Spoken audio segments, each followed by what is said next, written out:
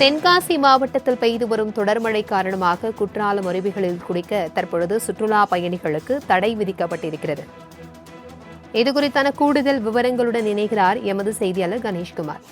வணக்கம் கணேஷ்குமார். தற்பொழுது குற்றாலத்தில் வெள்ளப்பெருக்கு காரணமாக சுற்றுலா பயணிகளுக்கு குளிக்க தடை நீட்டிக்கப்பட்டிருக்கிறது.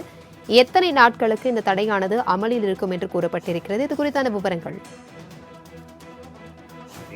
தமிழகத்தில் புகழ்பெற்ற சுற்றுலா தலங்களில் தென்காசி மாவட்டம் மேற்கு தொடர்ச்சி மலை வனப்பகுதியில் அமைந்துள்ளது குற்றாலம்.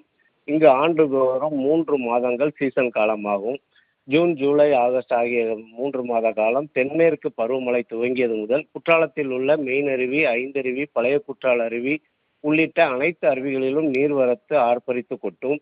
இதில் குளித்து மகிழ்வதற்காக தமிழகம் மட்டுமல்லாது பிற மாநிலங்கள், வெளிநாட்டினர் என பல லட்சக்கணக்கான சுற்றுலா பயணிகள் இங்கு வருகை தந்து குளித்து மகிழ்வார்கள்.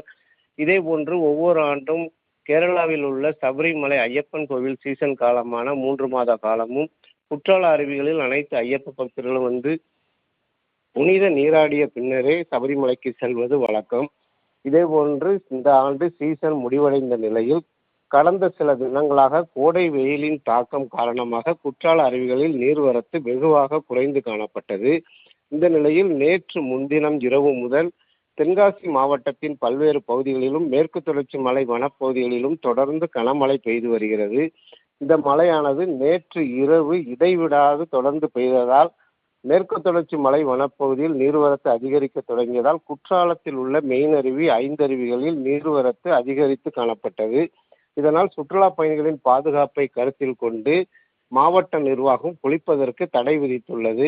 மேலும் தொடர்ந்து மாவட்டத்தின் பல்வேறு பகுதிகளில் பெய்து வரும் மழையால் தென்காசி மாவட்டத்தில் உள்ள அனைத்து நீர்பிடிப்பு பகுதிகளுக்கும் நீர்வரத்து அதிகரிக்க காணப்படுகிறது.